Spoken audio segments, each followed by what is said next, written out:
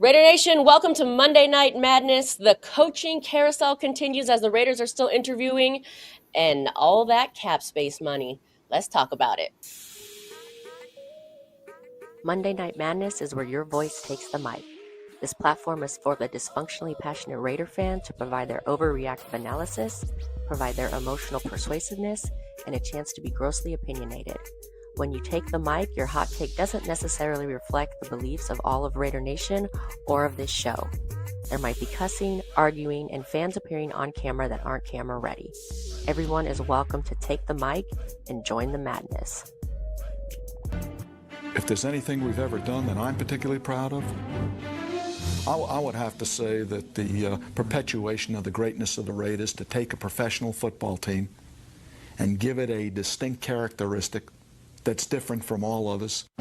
I think this journey is the most special because there's not a lot of people that have the opportunity playing in high school and college and then pro and then being injured and then starting coaching as a young coach. Can portray me any way they want because I don't give a damn.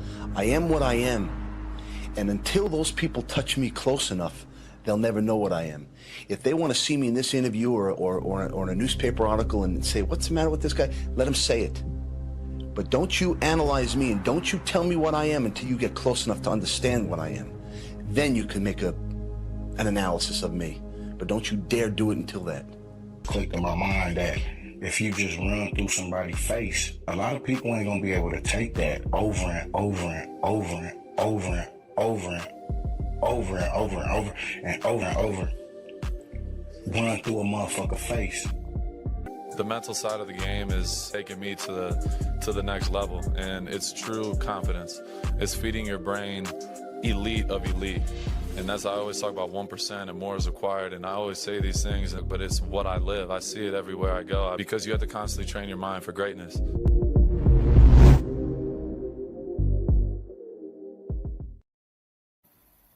What's good, Raider Nation? Welcome to Monday Night Madness. If you're watching over on Facebook tonight, please join us live on YouTube. That's the only way you'll be able to interact with the show. If you do want to appear on camera with us, like those outspoken Raiders, we want to hear from you. The link for you to appear with us is pinned to the top there. Remember, if you haven't already, light that torch, hit that like button, subscribe, and you can also support the show by becoming a member. What's good, everybody? It's good. Hello. What up? If you're playing along with us tonight, the drinking game alert is cap space. Some of us aren't drinking anymore. I heard we got some quitters in the cast. Just kidding. If you aren't drinking, you better start toking. And if you don't toke, then you can start twerking. April, I'm talking to you. Can we do both? And here are our hot takes for tonight. Of course, we're going to talk about cap space, still interviewing for the head coach, and Sam Darnold proves the importance of good coaching and anything else you all want to talk about. And before we get kicked off here, I just want to say rest in peace, Mr. Kobe Bryant. I'm representing here. We lost that great 6 years ago today. So just wanted to show some love for him. But take it away. And his daughter. I mean, where do we begin?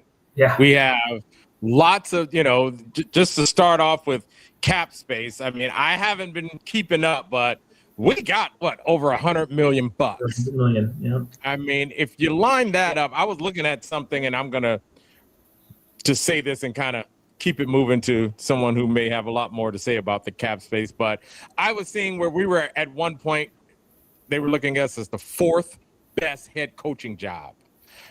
And then all of a sudden that kind of seemed to change after that national championship game. It kind of changed. So I guess I'm just going to put it out there. What's more important? You know what I mean? It is a lot of cap space, not being cap trouble. That aside. Well, there's a lot of cap space right now. Week over week, we're looking at how it changes, how the projection goes. The Raiders are among the most flexible. Like you said, 118. That's true, 118 plus for the season, and still working on it, depending on who's staying with us and who's not. So that cap money's there, right? But how important is that into a head coach's decision on being our coach? I think it pairs with everything. It's not just the cap space, and the cap space is important. The Raiders are top 3 not only this year, but they're top 3 in cap space already projected going into next year. So if you want to take this coaching job, not only do you have money to spend this year, but you have money to spend next year. I think the number 1 pick adds to that.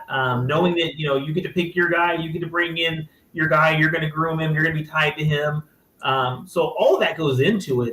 There's a lot that goes into it. But I mean, like I said, knowing that you have a budget to you always hear people talk about shopping for groceries. You get to go out and you have an unlimited budget to shop for those groceries. You're not buying chicken breasts and chicken thighs. You're buying flaming. I want caviar. Bring me some caviar, baby. Exactly. I mean, you just throw it in the bag. So I mean, it's definitely a big deal. Well, speaking of caviar, would caviar in NFL terms be that DN for the Bengals? What is it, Hendrickson? Isn't he a free agent?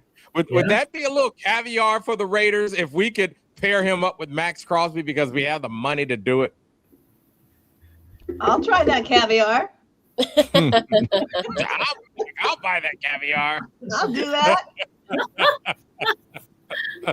I mean, we have the money. I mean, do we use it on the coaching staff? I don't know if that pertains to that. It goes all to there. How many people do we bring in? I do like the fact that the Raiders have not made any decisions on coaching yet.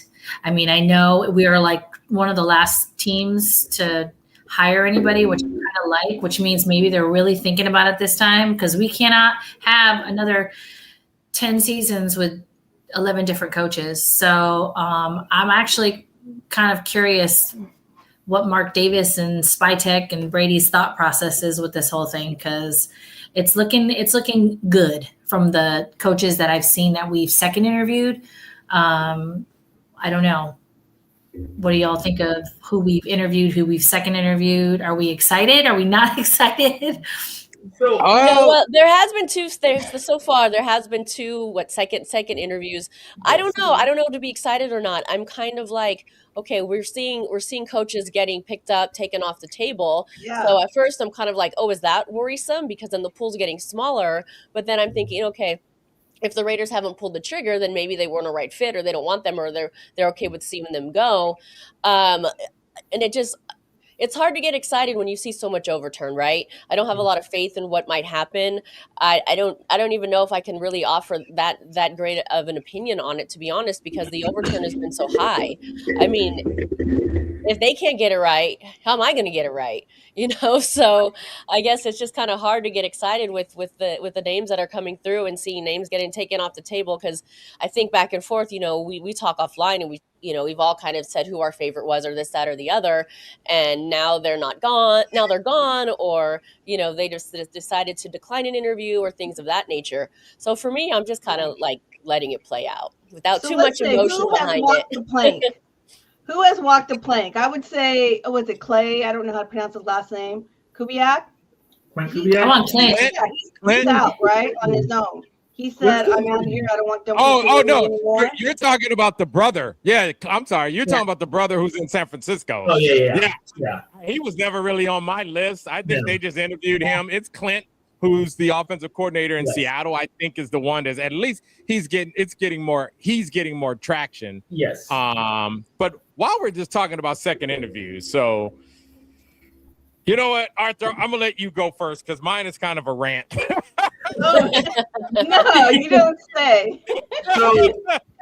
We love a good rant. I love it. So regarding the second interviews, I'll start real quick with Joe Brady and just give a quick cap on that, and then I'll go into Davis Webb, who's on the screen.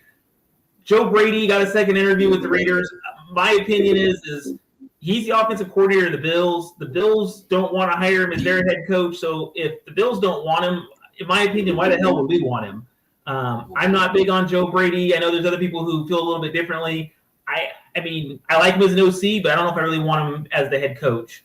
In regards to Davis Webb, for those who don't know, Davis Webb is currently the quarterback coach and passing game coordinator for the Broncos. He's one of those kind of flashy young names that a lot of people are throwing out there. He has zero head coaching experience. I mean, he's never been a head coach, never been an OC. He hasn't called plays, but he was a quarterback in the league. He has been given a lot of credit with the development of Bo Nix and developing a lot of quarterbacks in the league. Some of the articles I read today that kind of caused me to kind of give me a little bit of eyebrow raise is, one, he's in the building tonight. They're interviewing him tonight, doing a face-to-face. Oh, okay. His first interview that he did on January 7th, apparently he blew away Spytech. He blew away Brady. They're very impressed with him.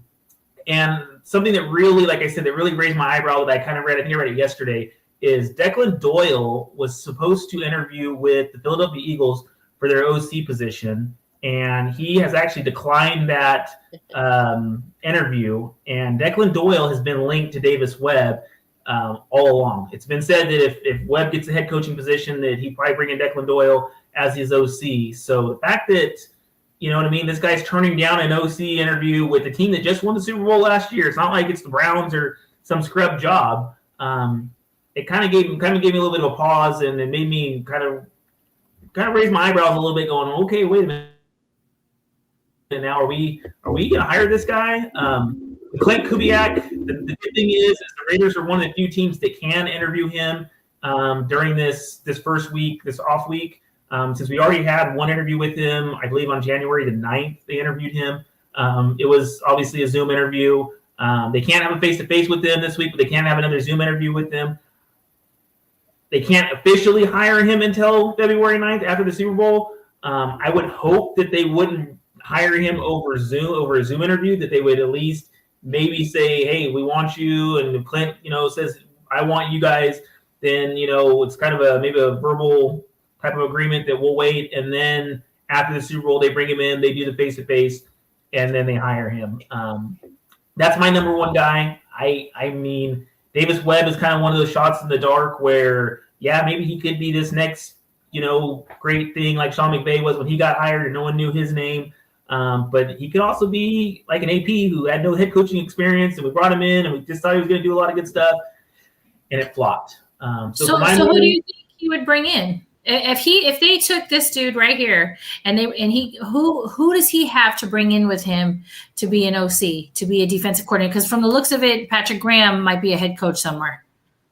Yeah, I mean, I would hope that, like I said, I'm still a big fan of PG, and I'd love to keep PG around. Like I said, it looks like it's possibly like a Declan Doyle that, like I said, they're tied together. Their names have been tied together a lot as far as the OC position. Like I said, just based on everything I read, his first interview went really, really well, and that's why they brought him in for a face-to-face interview tonight.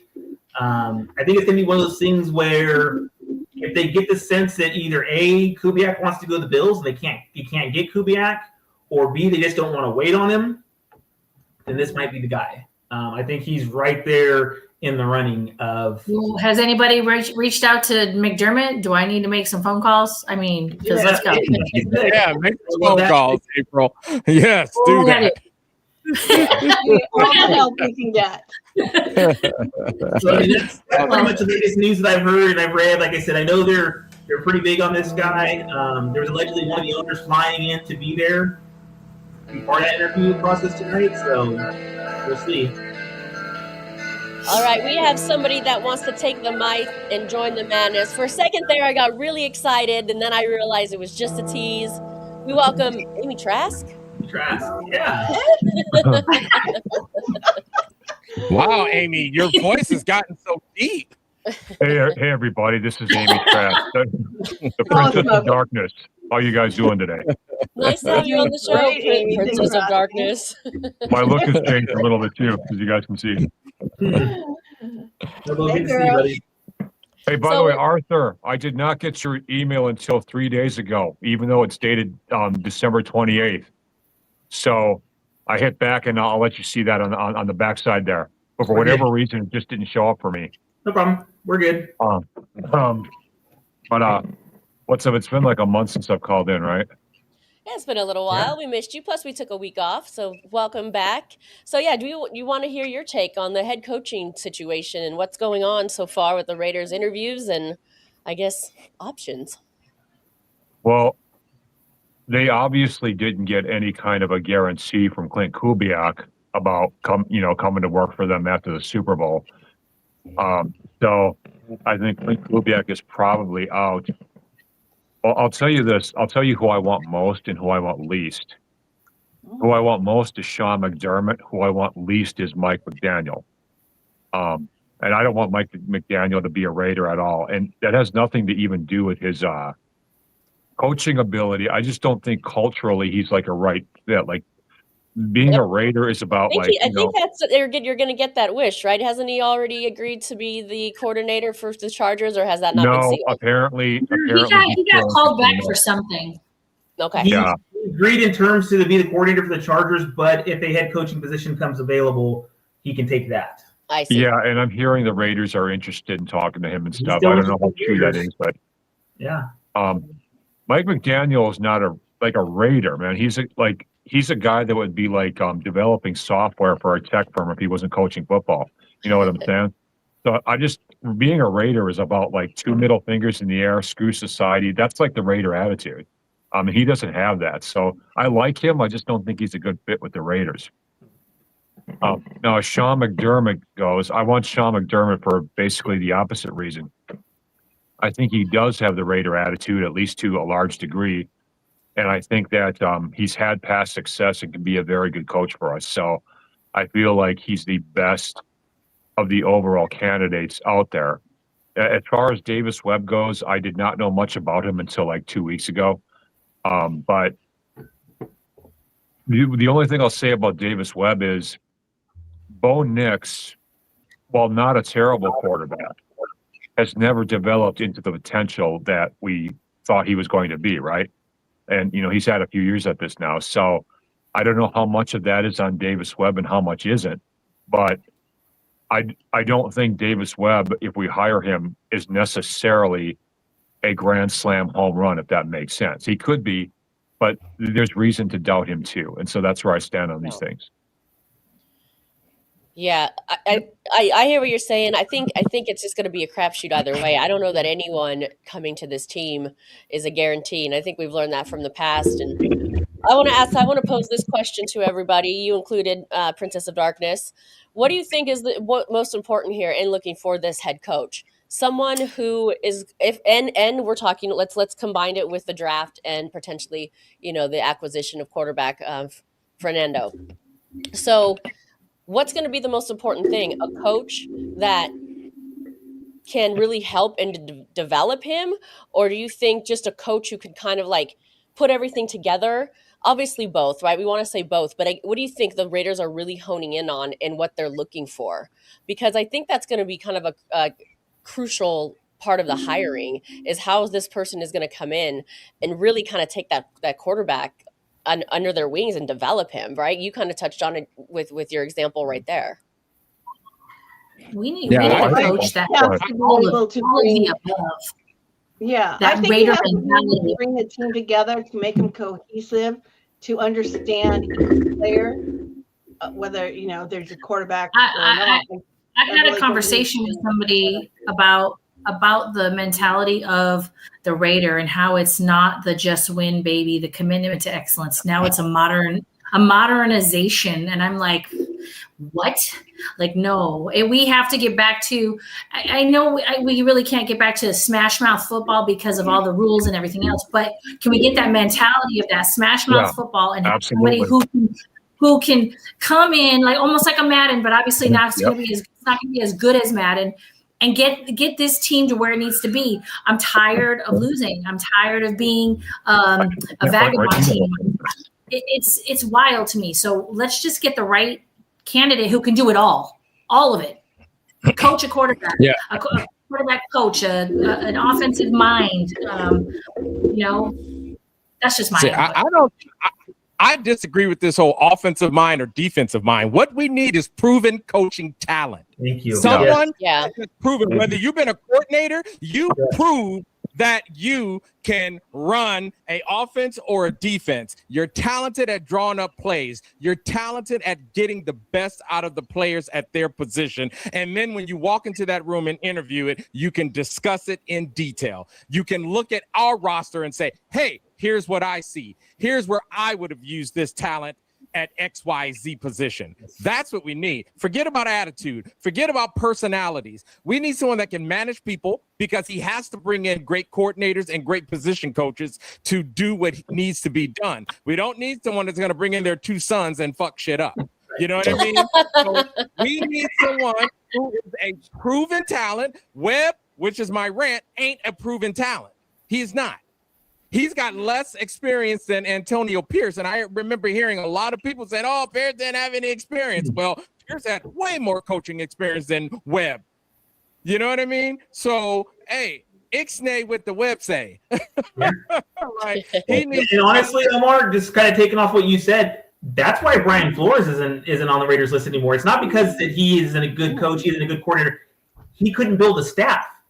He's building a lot of bridges, and I think some of the articles I read is that they wanted Flores, but the problem is he couldn't build a coaching staff because of all the bridges he burned. So it's one thing to be good at what you do, but if you can't bring in staff to help us in places you're deficient, that's a problem too. So, hey, good that they got rid of Flores.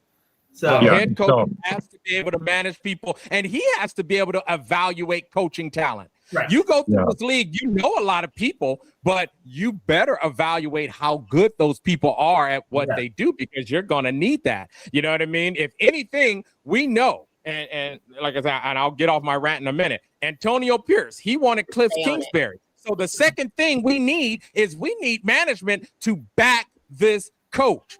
Don't sit there. We didn't want to pay Cliff Kingsbury, but we're going to sit there and pay Chip Kelly. We overpaid Chip Kelly, but wouldn't pay Kingsbury. Which one out of those two would y'all think was the better coordinator? Yeah.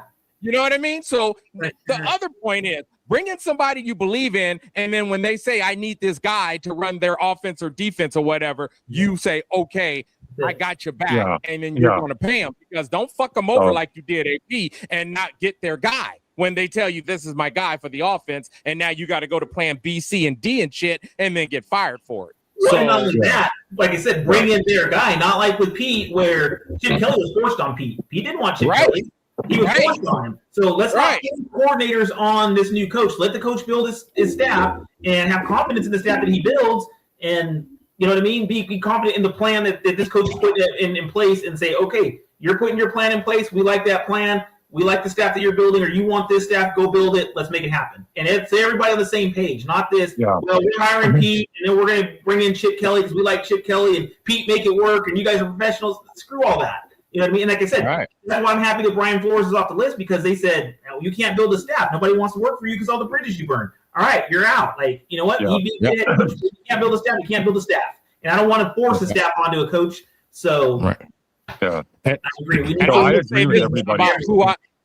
I'll just say this real quick about who I like. And it seems like a lot of people don't like Mike McDaniels. I think Mike McDaniels did a great job with Tua, because I don't think Tua is a good quarterback. So if you can make something young, if you can make something sellable out of bad ingredients, you get my vote. Number 2, I like Clint Kubiak. I love what he's done with that offense. I like Joe Brady. I like what he's done with the offense. To me, they're proven. I saw what they've done, because guess what? We all know a bad coach can make a talented quarterback look terrible. And Joe Brady didn't do that. Clint Kubiak, let's just say, we can talk about that a little bit later as we talk about a little bit about Sam Darnold as a test case on how good coaching and bad coaching can make or break a quarterback. So, yeah, I'm going to agree with everything everybody else said here. I think respond to this as well.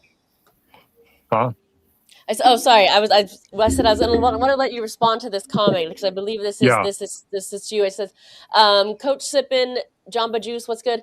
He says, I have to push back against the idea that Mike McDaniel has a temperament better for the tech industry. Tom Flores wasn't a boisterous personality like Gruden, Madden, and he won most Super Bowls. So do you want to respond to that? Because that comment was for you. Well, and Tom Flores wasn't like loud, but he still had the same sort of rebel mentality underneath. Otherwise, he wouldn't have lasted long with the Raiders in the first place, I don't think.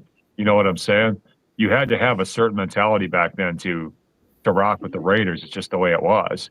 Or at least you had to be coachable to put that mentality into you. So Mike McDaniels, I just don't see him as somebody with that mentality that fits sort of like the outlaw Raider vibe. But but I mean that vibe. I mean, remember Tom Cable punching somebody? We've had that. I want talent, dude. I want a coaching talent. I don't care if, like I say, if he can manage people and he can get the best out of those players. I don't care about, a fuck you attitude. His fuck you would be all the W's. His fuck you is when all those damn opposing team fans come into Vegas, they leave out of there with an L.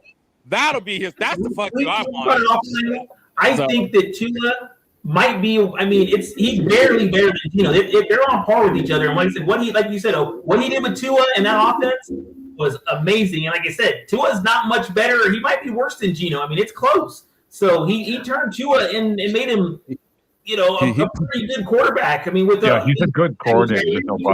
And so, I mean, the guy's an offensive genius. And with Brock Bowers and Genty, and we bring in, maybe get a receiver, and then we have Mendoza.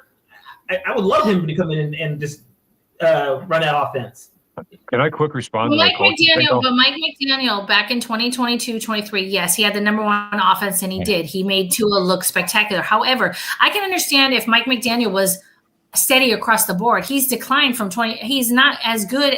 He's just not good anymore. I don't want to see a coach that went from 2022 doing great things to all of a sudden 2026, and he's just like, he's meh. I mean, there's a reason he got fired. You have a bad Tua. You have a Tyreek Hill injury. So Tyreek wasn't, your number one receiver's on the team. You lost that defensive lineman, and that was the beginning of the end. The year we got Wilkins, Miami said, bam.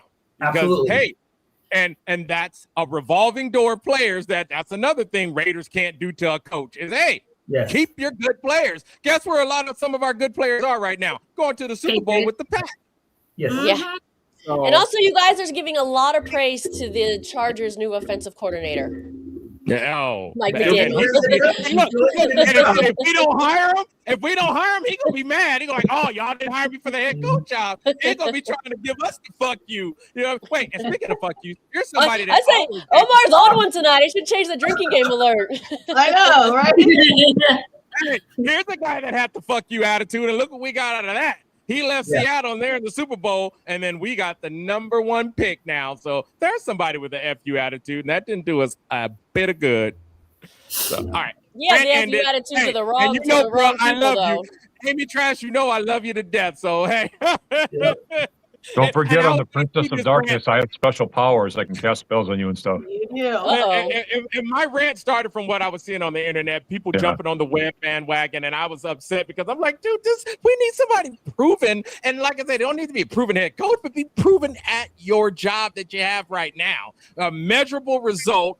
And then, of course, kick ass in that meeting. So, and that's all. You know what I mean? Because we got to win, dog. I don't care how it looks. We just got to win. We got to get a W, man. Whether it's pretty, whether it's ugly, and whether it's with a fuck you, we just got to win. So, anyway. All right. Amy Trask, any last thoughts before we let you go? Yeah, I just want to say that as far as like what we're looking for in a coach, I'm just gonna agree with everybody that spoke about that. I don't think it matters if it's an offensive coach or a defensive coach or whatever. I think the most important trait is can the coach recognize and hire a good staff, right? Can he find that right offensive coordinator, defensive coordinator, quarterbacks coach, everything like that? That's going to be the most important thing, hands down, because we need, especially with where we're at talent-wise, we need to be basically super tight at every coaching position to maximize the little bit of talent that we have right now. So that's where I stand with that. And otherwise, just thank you for having me on again. All yes, right. sir. You're welcome. Thank you for being here. We appreciate you. Definitely. Love it. Love it. Love it. Can I just go back to what Coach Sippin Jamba Juice mentioned about Tom Flores? I want to say he was such a respected coach, player, that's where his presence came from. That's why people listen. That's where his voice came to me. His voice went through his past with the Raiders. So I think that's where he got his respect, and the players respected him, and that's what got them to the Super Bowls. Because we all live with some Tom. I mean, we've all seen some good coaches, really good coaches that, remember Tony Dungy? That dude was like the most soft-spoken, mild-mannered guy, but he could coach his ass off. You know what I mean? He did. I mean, so. And I think we kind of already went through the hoorah era with, Antonio Pierce. And that, I'm not really to have anything bad to say about him per se, but it was just like we kind of all drank the Kool-Aid on he was going to bring the LA vibe back, and that's what we needed, and all that kind of stuff. And me too, me included. And I love that mentality. Don't get me wrong, but like you're saying, Omar, the only thing I want right now is win. I don't really care the temperament. Yep. Yep. And I mean, and I just want to bring this up real quick because it seems like another trend that I kind of have a little rant about, and feel free to shut me down, is that everybody thinks, oh, we got to have an offensive-minded coach. Well, first of all, I'm going to start with the big picture. Look who's in the Super Bowl. 2 defensive-minded head coaches. One is the second year. One is a first year with a second-year quarterback.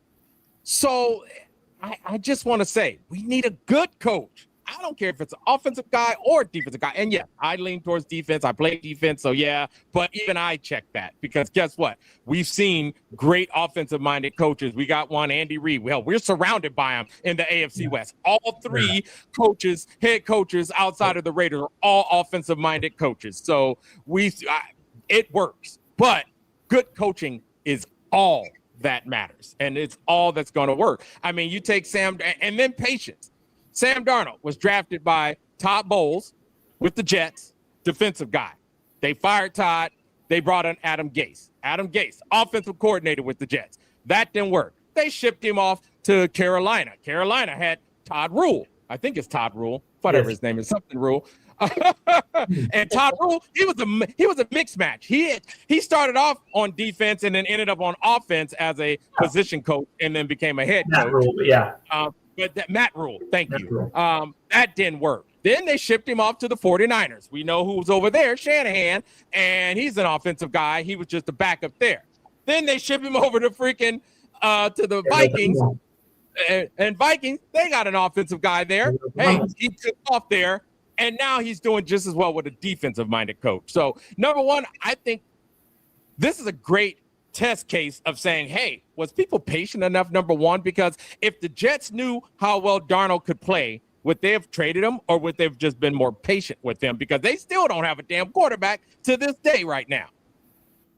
And I think that's another thing we all have to keep in mind. Like I say, and I kind of love this story because, you think of Green Bay.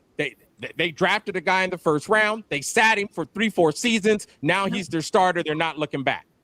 Yep. Here we are in a position where, guess what? We are going to pick a guy in the first round. I've said I don't mind sitting him. I mean, let him compete. Every season, let him compete. Let's not even say we're going to sit him. We're just going to let him compete. If he beats out the other guy, forget it. He can start. Mendoza has a very high floor. So that's really good. We're getting a high floor guy. But I just think it's something to look at when we're thinking about, stop falling in love with these narratives that says, it's got to be an offensive guy. No, it has to be a talented coach that knows how to hire and manage other talented coaches. That says, hey, you look at McDermott. McDermott, he drafted Allen. He brought in guys for Allen. If the guy didn't work, he was gone.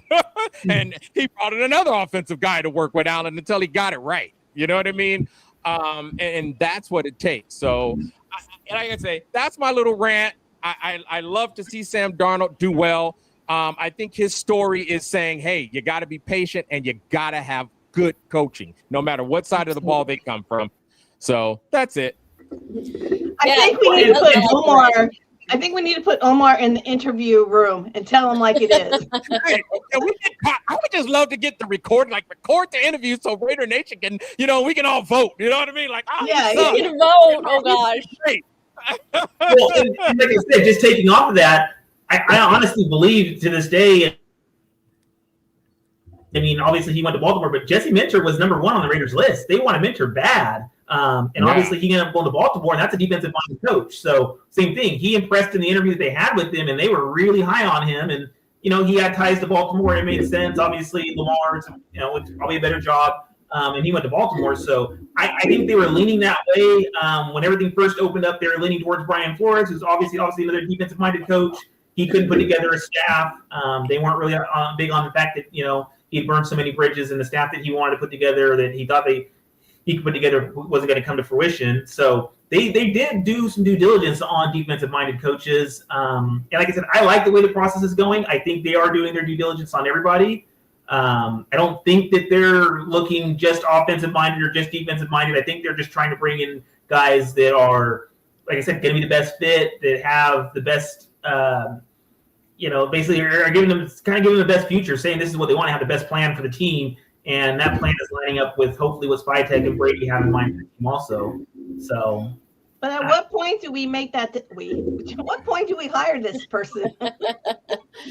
Right?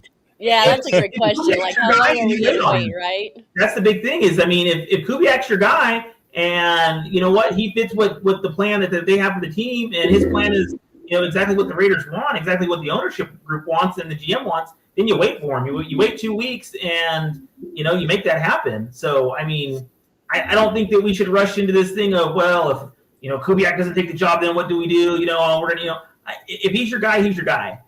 Just like, Fernando Mendoza, that's our guy. That's our guy. Like, let's go get him. There's no trading that pick away. There's no, bringing in Lamar and trading the pick and all the other stuff that we've heard. If Mendoza's our guy, which he should be, then he's our guy. Let's go get him. Same thing with the coach. If Kubiak's your guy, you have 2 weeks. You got to wait for him. Wait the 2 weeks and make it happen. Yep. Because I think the coach who is willing to take that interview would already know what it takes to move to Las Vegas. So if that coach isn't willing to move to Las Vegas in the beginning, why even interview unless it's just curiosity? And then he just says, "No, I'm good." Like I said, how far do we wait? How long do we wait? Say, get her done. No, I think it depends on who we like. If Clint Kubiak is the guy and everyone else is a backup plan, then we have to wait. Yep. But I think, and people correct me if I'm wrong, that we can get a verbal agreement with him right now. We can hop on the phone and be like, "Hey, we talk to him over the phone, go over, You can get it. You can't actually have a written or anything that's public. You can get that from the table agreement of the wink and the gun type of thing. Yeah, you're my guy. But you can't actually, because that's the definition of tampering. You can't tamper and say, "Hey, we're hiring you." But yeah, you can do the, like I said, the I like you, you like me, let's make it work type of thing. But that's, like I said, nothing on paper, nothing that is that you can write down and say, yeah, after, you can't announce it that, hey, the Raiders are hiring Clint Kubiak after the Super Bowl type of thing. Everything has to be done. The agreement, everything has to come to fruition after the Super Bowl. Yeah, and I'm sure that's not on like, the top of his list and top of his mind right now, right? Like you said, they're competing for the Super Bowl. He has a very important role, clearly. Like his focus should be, right, 100% on that. Because if he's my coach, my team is about to compete in the Super Bowl, I'm not really wanting to know that my coach is out there exploring other options and discussing deals with other teams and things like that. I need him to be hyper focused on winning the Super Bowl. Well, he hasn't even gotten a second interview. So, maybe that's what they're waiting on. Maybe they're just waiting for him to finish the Super Bowl and then they'll go that way. Because they have a deadline on hiring a head coach? Clearly it would be before the draft, but there's not a deadline. It's just a race. You wait on Clint Kubiak, and let's just say you don't get a deal with him, but yet Joe Brady and Webb go sign with other people now. So now you lost your 1B and 1C because you put all your eggs on 1A, and 1A was like, I'm good, because I also read that Seattle is making a big push to keep him. Exactly. And I don't know if that just means they're going to just give him a lot more money. I don't know, but or if it's just rumor, but it's a gamble. So at this point, it's a gamble to wait, because now it's 2 weeks. It's 2 weeks. You know what I mean? Before they could sign him and announce this, and him to start building out a coaching staff. So we'll see. If he's your guy, you push all your chips in the middle, you go all in and you wait. Yeah. If you can get him. I'm sure they can get on the phone and be like, yeah, so, if somebody would offer you $16 million a year, would you take it for a coaching job? They're like, there's this team and it's kind of hot where they are, but they got a great stadium. And if they gave you that amount of money, hypothetically speaking. And don't forget my favorite part. If you get fired after the first year, you get to go on vacation and get paid.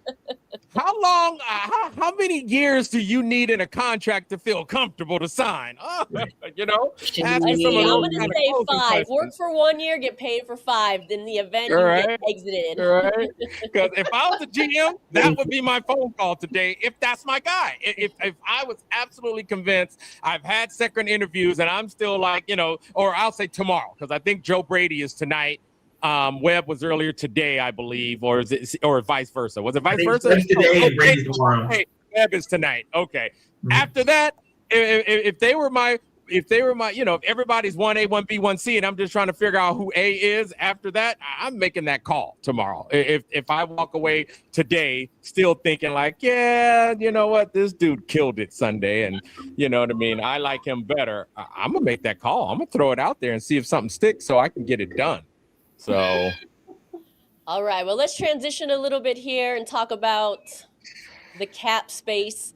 That is another thing, right? Where Raiders are in a great position because, as we've talked about, they not only get to choose, as we talked about really kind of here extensively, they get to choose the right fit for the head coach who hopefully can turn this thing around, but they also have, as we know, the number 1 draft pick, but lots of cap space money to spend. So really, if they can't construct a great team and really have those 3 things available to them, we're in really big trouble here. So let's spend that money. They've kind of been hoarding it a little bit, right? I think we've all wanted to see them spend that before, do something with it, make some moves, get some O-line, find a bookend for Mad Max, all those types of things. They hadn't really made the splashes that any of us thought that they would. So where do the Raiders go from here? As we talked about at the top of the show, they're about, 100 plus million in cap space. We really probably need a true number 1 wide receiver. Offensive line, of course. We've talked a little bit about the center upgrade. Do we put JPJ back there and find a guard or vice versa? Obviously, we need some cornerback and secondary help. Linebacker, defensive strength. Like I said, we need a bookend for Mad Max. We've really kind of dropped the ball, I think, on letting some guys go that we probably should have kept. Oh yeah, exactly. Yeah, that was a big one. So that's a lot of needs, right? I think I just named about 6 or 7, but the Raiders can pick up a lot of people with the amount of money they have to spend. So let's get the head coach, let's draft our quarterback, and let's get him some protection and another weapon. And then I think with that said, the Raiders can really make a good push with what they already have with a push with what they already have now. So what do you guys think? What about this cap space money? I think we could go quickly being a team that's fun to watch. Now, I'm not going to talk about how many wins, but I think with this coaching hire, which is everything in my book, and then just like what we were saying is having a GM who's going to support and keep players and get players and have a much better free agency than we did last year. I think we could have a very fun team, you know what I mean, to watch, even if it's Mendoza back there or whoever it is, you know what I mean? Because like I say, I wouldn't mind drafting Mendoza and then sitting him, but it could be fun. And I say use every penny.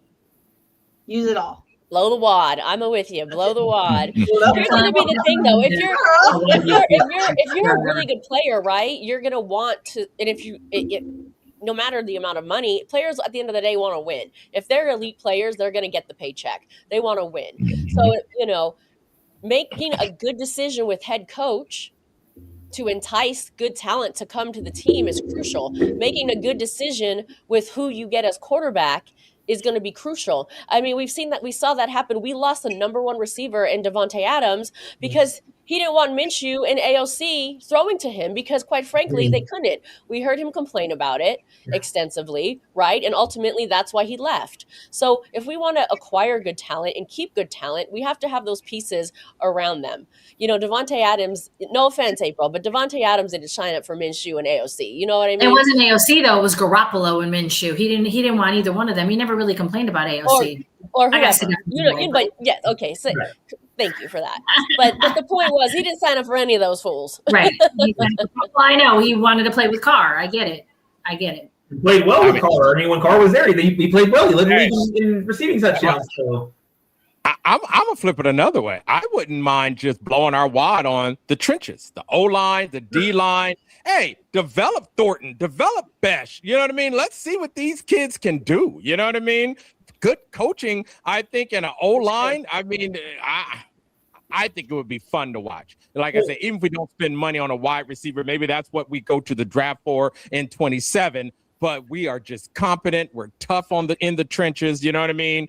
I think it would be extremely fun to watch if somebody can especially dial up some good plays, nice blend of running and throwing. I mean, because we already know both those tight ends. I think this offense was just very incompetent and understanding. You got two really good tight ends, and they just could not figure out how to use both of those guys. And that's right. And to your point, maybe you're right. Like, develop these guys, because we haven't really seen, I don't think, any of their full potential because of the coaching and the quarterback situation. I mean, imagine what Brock Bowers can do with a good coaching staff and a quarterback that can actually throw to him. They have potential. He has a potential to be great. And like you said, Omar, Besh and some of these other guys, if they can be developed and they have a quarterback that can throw to them, they can do well also. So yeah, that's a great point. Here's the thing: we need to spend money, but we need to spend it wisely. I don't want to do the whole old school Al Davis thing where we just go out and get one big shiny piece and bring it in, and that's like you got a lot of holes to fill. So let's spend it wisely. I think I agree with Omar. We need to spend it on the trenches. Booker's a free agent. We traded Jacorian Bennett to get Booker. I think he played pretty well this year. Re-sign him. I thought Stokes played good for us. Re-sign him.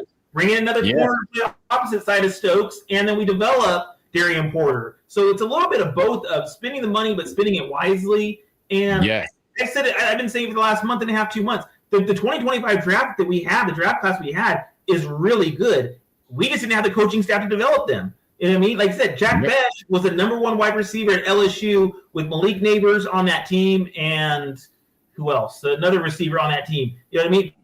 He was the number one option with those two good receivers on there. All right, we just talked about this here. This is just breaking news we got over from the headquarters right there. We talked about it at the top of the show. So here you go. Second interview of Davis Webb right here. And if we hire Webb, he better bring in like a Daboll. He better bring in a Cliff Kingsbury to be his offensive coordinator. Other than that, I'm going to be more nervous than a long-tailed cat in a room full of rocking chairs. And then I also we always want to throw our super chats up because we appreciate this. This really helps us here at the show for your support. Thank you so much. The Raiders money, I like $2 super chat. We appreciate you. I'd like to spend it in the trenches. Absolutely. Yes, I agree. I mean, and I don't know, isn't Chase on a 1-year deal with the Pats? Because if so, bring him back. Bring him back. I Spillane back too. I'd like Spillane back. We couldn't pay $2 million last year to be opposite side Max Crosby the way he finished the season in 2024, and we couldn't pay $2 million. He's on a 1-year, $2 million deal. That is, and I hope that blows my mind. I hope somebody's smart enough, man. Move Tyree Wilson back over into the tackle position. Absolutely. Move in tackle. Bring back Chasen. Get some offensive linemen, man. Let's play some ball. That's it. Let's go. Like you said, re-sign Stokes, re-sign Booker. You know what I mean? And like I said, a couple offensive linemen, and I agree with Omar. Let's play some ball. Like we're ready. Can't trust anyone from Sean Payton's staff. I guess that's a no on Webb. Right. Nice. Oh, wow. The comments is I'm coming to Vegas for one reason and one reason only. The 4 Life podcast, baby. Come through. We love it. I'm scared. That might be it. That might mean I'll be ranting all the time because we're losing or something. I don't know. All in the family. Well, while we're on it, I just want to give another shout out to our supporters, because we appreciate all of you that support us here at this show. We obviously wouldn't be on air without your support, and we've hit a milestone here during this show. So I just want to thank you all. We hit the 3.6 mark tonight, and we've grown substantially since we brought the show back after our 1 week hiatus. So we want to thank all of you. Shout out to all of you. Salute to everyone that has supported this channel. Yeah, spread the word. Appreciate you. Thank you. Definitely.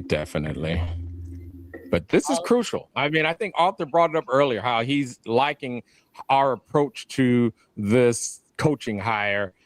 We got to get it right. And I think this one is going to fall squarely on Brady's shoulders. You know what I mean?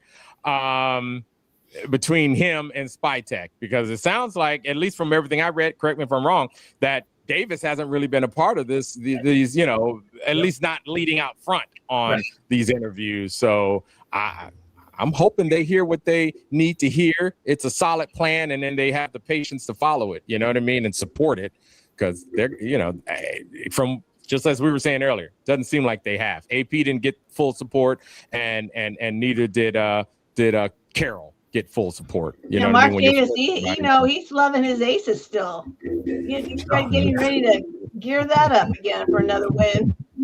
Well, that might be a perfect segue for Omar's meme. Oh, just about to grab that. And wins, baby. The internet wins. Porn star, what's her name? Adele Danger, or whatever the hell her name is. I don't know. The whole thing is true. They made her pregnant. I was cracking up when I saw this. I was like, it is undefeated.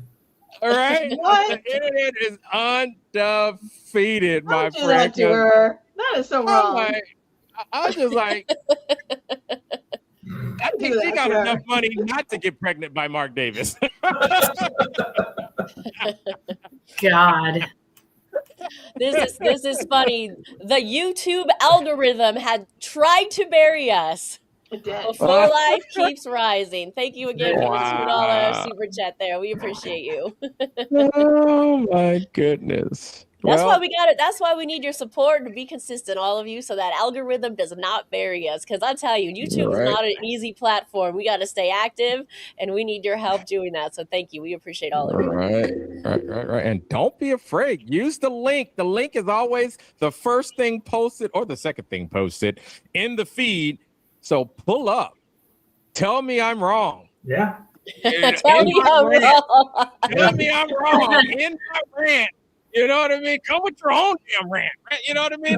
Hell, maybe somebody out there loves Davis Webb, and Omar, you're hella stupid. He's gonna kill it. I mean, shit. Tell me about it. Tell us. We won't get our feelings. As long as everyone's respectful, we won't get our feelings hurt on here. All right. And let's segue a little bit here. We got the last 5 minutes or so of the show.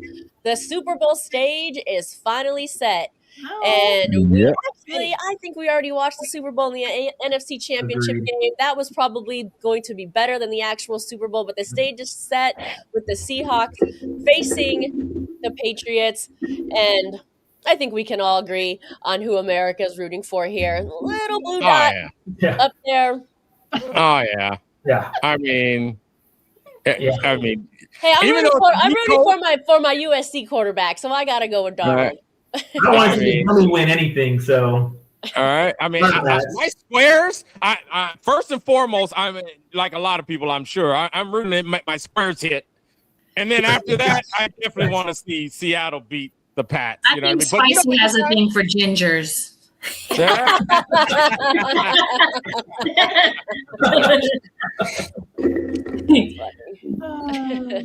Whatever works, April. Whatever works. I know. I didn't even put it together, but sure. And I myself am just looking for, as a fellow Puerto Rican, I am looking forward to the Benito Bowl. So I'm sure that will be talked about a lot, and I am looking forward to it. You know, I think it might be one of the most talked about Super Bowl performances. Maybe even out, topping the Kendrick Lamar one. I was asked this last year. about the Super Bowl performance. I was asked by a lot of people, do you think people are going to like it? I said, I don't think people are going to like it, but I think it's going to be great, and I think it's going to be talked about. And I think the same thing for this one. I think there's going to be a lot of controversy around it. I think his outfits are going to be questionable. He's very eccentric, right? As it is. Wild. I think he's going to have some really special guest performers. Obviously, a lot of it's going to be in Spanish, which is going to rub people the wrong way.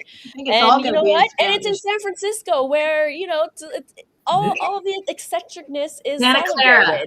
So correct. Santa Clara. Okay. Well, right. That's that's an hour away. I'm not giving the Niners anything. It's in Santa Clara. Okay. It's just unfortunate that this halftime show had to be controversial. You know what I mean? Like, Jesus Christ, guys. You know what? I think it was.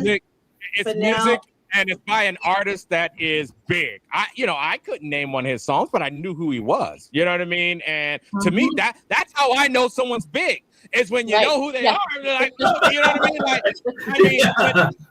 I couldn't name a Taylor Swift song, but I bet if I heard it, I'd be like, "Oh shit, that was her." You know what I mean? Like when they're that big, it's just like, come on, y'all. You know what I'm saying? Like that's why they are performing at the Super Bowl, man. It's because to me, it's just a milestone of where you are in your career. You know what I'm saying? And guess what? There's been plenty of Super Bowl performers that I didn't like their music, but so what? You know what I mean? Like, hey, you can still enjoy the entertainment, like the production value, the dancers, the costumes, the musicians, all that. I can appreciate all of it, even if I don't like it. Now, we can go to Vegas right now and put some Super Bowl bets in regarding the halftime show, because we heard Cardi B say she going to Super Bowl. Okay, now does she mean she will go to the Super Bowl as a wife or a girlfriend or whatever she is, or is she going to the Super Bowl to perform? Because Cardi B does have a song with Benito, Bad Bunny. So that would be interesting to see her appear on stage. Is the camera going to go to Cardi B as much as like it did with Taylor Swift? No, because I haven't seen her at all. What's the over or under? I have not. I don't think they put the camera. I don't think I've seen them put the camera on her once. Right. Just when she said she was going to the Super Bowl, but that was it. But, well, no, that was social media. That wasn't even live television. Right. But you know what else? Green Day. Actually, I love, how much I love me Green Day. They're going to do the pre-show. Oh. So I am here for it. I like it. I like that they're incorporating locals from Oakland. They're from Oakland, but we'll count that as local. Well, they should have. We need Metallica in the Super Bowl one time. Why I gotta want the Muppets? That is the most random comment. Hey, Raider fan, that hurt. There's my one feeling. It's been hurt tonight. God dang it. Hey, the Muppets are all inclusive. Let's get them. Hey, if it was up to me, I would call it the Black Super Bowl halftime. It would have Black Label Society and Black Violin, just to mix it up for you guys. A little jazz and some metal, just to fuck with everybody. That would be an Omar halftime show. They both been on the phone. Make it happen. So not the Muppets, is that what you're saying? I'm not mad at the Muppets. Actually, that sounds fun. They should have that like on the Nickelodeon version of it. But it depends on what they plan. It depends on what they plan. You know. Hey, the Muppets got some hits. I'm not gonna lie. All right. Any last thoughts from anyone before we get out of here? I'm just saying, stay tuned. If we don't hear anything about Davis Webb getting hired over the next couple days, then I think they're going to push all their chips all in on Kubiak. So just like I said, stay tuned. We'll be back next week. Obviously, we'll know more by next week's show. But it's like I said, if Webb doesn't get hired, probably I'd say Wednesday or so, then that means it's probably a good thing for those of us that want Kubiak. Oh, are we gonna be available next Monday? I just want the right coach. Yeah. Yep. Yes. Yep. I'm with April. I mean, and I think, I guess my final word is after we hire the coach, I think whether we made the right hire will happen when we see his staff. I think that's going to be a huge indicator. I think that's when I'll get excited. So Stay tuned. To be continued. To be continued. You know that's right. All right. Well, you know, Raider Nation, we go out one way and only one way.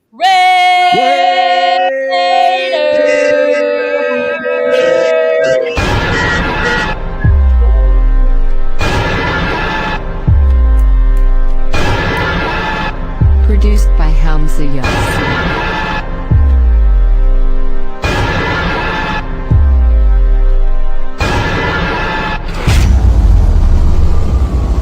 Produced by Hamza Yassin.